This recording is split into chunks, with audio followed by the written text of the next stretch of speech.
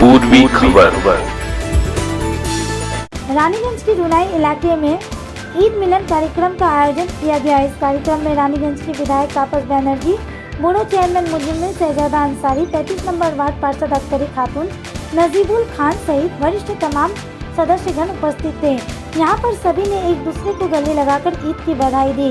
इस मौके पर तापस बनर्जी ने कहा, ईद हो या कोई अन्य त्यौहार, हर त्यौहार एक दूसरे से मेल मिलाप बढ़ाने का अवसर होता है। हर त्यौहार इंसान को इंसान से जोड़ता है। আখতারি এটা উদ্যোগ নিয়ে করেছেন স্থানীয় কাউন্সিলর, যে ঈদ তো একটা পবিত্র উৎসব এবং একটা মিলনের উৎসব।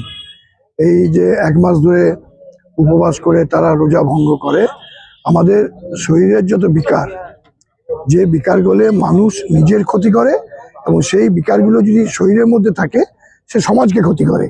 তো সেই বিকারগুলোকে প্রতিহত করার জন্য এটা কিন্তু এই এক মাস ব্যাপী যে রমজান মাস বলি আমরা, পবিত্র মাস, সেটাই মানুষ নিজেকে আত্মশুদ্ধি করে, মানুষের নিজের বিকারগুলোকে প্রতিরোধ করে, সেইগুলো প্রতিরোধ করার জন্য শক্তি সঞ্চয় করে এবং তারপর তার উপবাস ভঙ্গ করে এবং তারপর একটা মিলনের উৎসব হয়, বিভিন্ন জায়গায় হয়। আমাদের দেশের একটা পরম্পরা যুগ যুগ ধরে চলে আসছে। আর দেখবেন আমাদের ভারতবর্ষে যে কোনো উৎসবই কিন্তু মিলনের উৎসব কথা বলে, যে মানুষের সঙ্গে মানুষের মিলনের কথা বলে।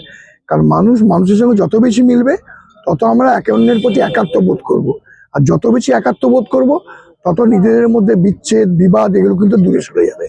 এটাই কিন্তু সমাজের কাছে একটা বার্তা, যে আমরা যেন প্রতিনিয়ত এটা চালিয়ে যেতে পারি, প্রতিনিয়ত এটা পালন করতে পারি, যে মানুষের চেয়ে বড় কিছু নয়, মনে নয় কিছু মহিয়ান।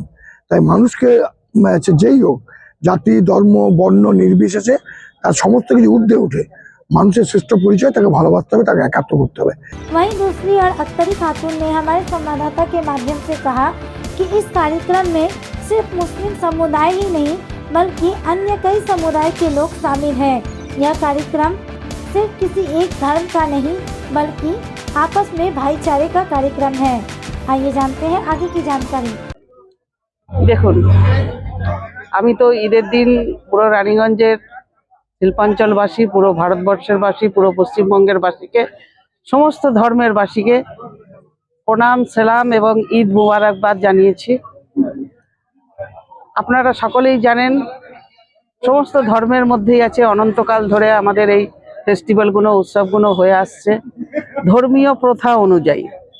আমাদের ধর্মেও ধর্মীয় প্রথা অনুযায়ী রমজান মাসের এক মাস রোজা রেখে উপবাস থেকে আল্লাহর কাছে, ভগবানের কাছে, ঈশ্বরের কাছে, সৃষ্টিদাতা যে পৃথিবী সৃষ্টি করেছে, মানব জাতিকে সৃষ্টি করেছে, সেই সৃষ্টিদাতার কাছে সমস্ত মানব জাতির মঙ্গল, তার স্বাস্থ্য, তার আর্থিক সমস্ত কিছু তার জন্য আরাধনা করা হয়, প্রার্থনা করা হয়। আপনাদেরও মধ্যে আছে, অনেক সব ধর্মের মধ্যেই আছে যে পূজা প্রার্থনা অর্চনা করে পরে সমস্ত মানুষের মঙ্গল কামনা করা হয়। এটা ধর্মীয় প্রথা। এই প্রথাটার মূল উদ্দেশ্যই হচ্ছে, সকল ধর্মের মূল উদ্দেশ্যই হচ্ছে যে মানব মানবের সাথে একটা মিলন বন্ধন।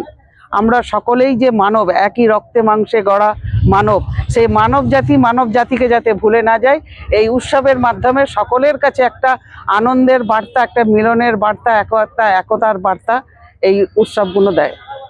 আমরা ঈদের নামাজ পড়ার পর, মোবারকবাদ দেওয়ার পর আমরা ঈদ মিলন, যেটা আজকে আপনারা দেখলেন, আমাদের এমএলএ সাহেব এসেছিলেন, আমরা ঈদ মিলন করেছি। সমস্ত ধর্মের মানুষকে আমরা ডেকে পড়ে ঈদ মিলন করি।